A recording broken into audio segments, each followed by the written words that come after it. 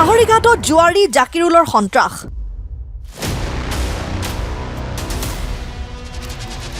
জুৱাৰী জাকিৰুলৰ আক্ৰমণত আহত কেইবাগৰাকী সাংবাদিক।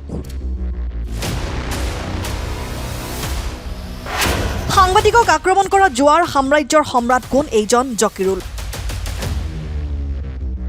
তাৰ আশীৰ্বাদত জুৱাৰী জাকিৰুলে সাংবাদিকৰ গাত হাত দিবলৈ সাহস পালে। আৰক্ষী থানাত এজাহাৰ দাখিল জুৱাৰী জাকিৰুল আৰু খাইৰুলৰ বিৰুদ্ধে।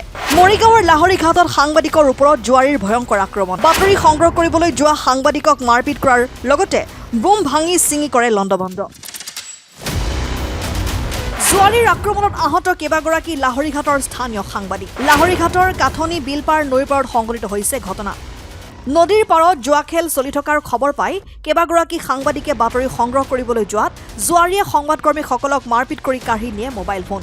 নদীৰ পাৰতে জুৱাৰীয়ে প্ৰায় 2 ঘণ্টা সময় আবদ্ধ কৰি ৰাখে সাংবাদিক কেইজনক। জুৱাৰীয়ে সাংবাদিক কেইজনক আবদ্ধ কৰি বনাই ভিডিঅ' আৰু তাৰ পিছতহে সাংবাদিক কেইজনক আহিবলৈ দিয়ে ঘটনাস্থলীৰ পৰা। ঘটনা সন্দৰ্ভত ভেলৌগুৰি আৰক্ষী থানাত এজাহাৰ দাখিল কৰিছে ভুক্তভোগী সাংবাদিক কেইজনে। এতিয়া প্ৰশ্ন উঠিছে, কোনে দিনে নিশাই লাহৰীঘাটত চলাইছে জুৱাৰৰ বৃহৎ আড্ডা।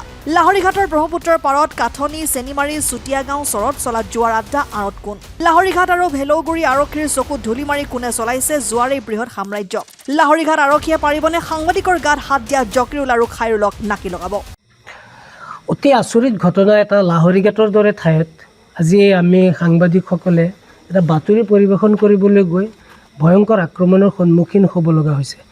আমাক আজি দিনৰ 3:30 মান বজাত এটা ইনফৰ্মেশ্যন পাইছিলোঁ যে কাঠনি বিলপাৰ চেনিমাৰী বুলি কয়, সেই চেনিমাৰীত জুৱা খেল চলি আছে, বহুত ডাঙৰ জুৱা খেল চলি আছে। সেই ইনফৰ্মেশ্যনৰ ভিত্তিত আমি 5জনমান সাংবাদিক তালৈ গৈছিলোঁ আৰু যেতিয়া ভিজুৱেল লৈ আছিলোঁ, ভিজুৱেল লোৱাৰ লগে লগে তেওঁলোক এনেকৈ আমাক আক্ৰমণ কৰিবলৈ ধৰিলে।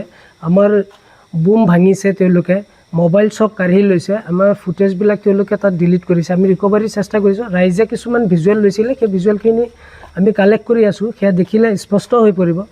আৰু এটা কথা অতিকে বেয়া লাগিছে আজি যে সংবাদ ক্ষেত্ৰখনত সাংবাদিকসকল প্ৰায়ে আক্ৰমণৰ বলি হয়। কিন্তু আজি যেতিয়া আক্ৰমণ হৈছিলে, আমাৰ সতীৰ্থ সাংবাদিক দীপজ্যোতি ডেকাই লাহৰীঘাট আৰক্ষী বিষয়াক ফোন কৰিছিলে আৰু ফোন কৰাৰ পিছত জুৱাৰীসকলে তাৰ মোবাইলটো কাঢ়ি লৈ যায়। কাঢ়ি লৈ যোৱাৰ পিছত তাৰ পৰা বোলে 6-7 বাৰমান থানাৰ পৰা কল বেক কৰিছে, কিন্তু প্ৰায় 2 ঘণ্টা সময় আমাক তেওঁলোকে অত্যাচাৰ কৰিলে, তেওঁলোকে শাৰীৰিকভাৱে আমাক আক্ৰমণ কৰিলে। কিন্তু এই 2 ঘণ্টা সময়লৈকে আমি তাতে আবদ্ধ হৈ তেওঁলোকে যেনেকৈ যি কৈছে তেনেকৈ আমি কৈ কোনোমতে প্ৰাণ বচাই আহিব লগা হ'ল। আৰক্ষীক খবৰ দিয়াৰ পিছতো আৰক্ষীয়েও কিন্তু এই পৰ্যন্ত ব্যৱস্থা লোৱা নাই। পৰৱৰ্তী সময়ত আমি লাহৰীঘাট আৰক্ষীক অৱগত কৰিছোঁ। লাহৰীঘাট আৰক্ষীয়ে তেওঁৰ ঠাই নহয় বুলি কৈছে। উপায়ন্তৰ হৈ আমি ভেলৌগুৰি আৰক্ষী থানাত এজাহাৰ দিছোঁ। আৰু ইমানে যদি সাংবাদিকৰ দৰে নিৰাপত্তা নাই জুৱাৰীসকলৰ, তেনেস্থলত সাধাৰণ লোকে কেনেকৈনো তেওঁলোকক বাধা দিব, সেয়া আৰু। গতিকে আৰক্ষীক আমি অনুৰোধ জনাওঁ যে আপোনালোকে নাকি লগাওক। সমাজ ব্যৱস্থাটো যি পৰ্যায়লৈকে গৈছে, যদি আপোনালোকে এতিয়াও যদি নীৰৱ দৰ্শকৰ ৰূপত থাকে, তেতিয়াহ'লে কিন্তু খুব এটা বেয়া লক্ষণ হৈ আছে।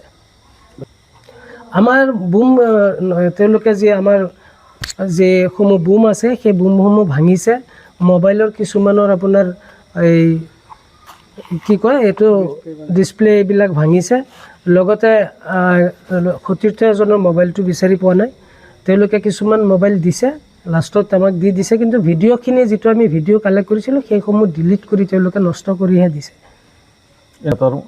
সজামতে আপোনালোকক দি পেলাই ৰেকৰ্ডিং কৰে। তেওঁলোকে ফ'ৰ্চফুলি আমাক প্ৰায় 2 ঘণ্টা সময় যেতিয়া টৰ্চাৰ কৰিছে, মাৰপিট কৰিছে, কিছুমানে মূৰত জখম পাইছে, মোৰ এয়া হাতত ফুলি গৈছে, তেওঁলোকে পিঠিত আঘাত পাইছোঁ। গতিকে তেওঁলোকে যেতিয়া মাৰপিট আৰম্ভ কৰিছে, পিছত আমি উপায়ন্তৰ হৈ তেওঁলোকে যেনেকৈ ক'বলৈ দিছে তেনেকৈ তেওঁলোকক কৈ আছোঁ। আৰু এই ঘটনা সন্দৰ্ভত আমি ইতিমধ্যে এজাহাৰ। News desk report N24 Assam.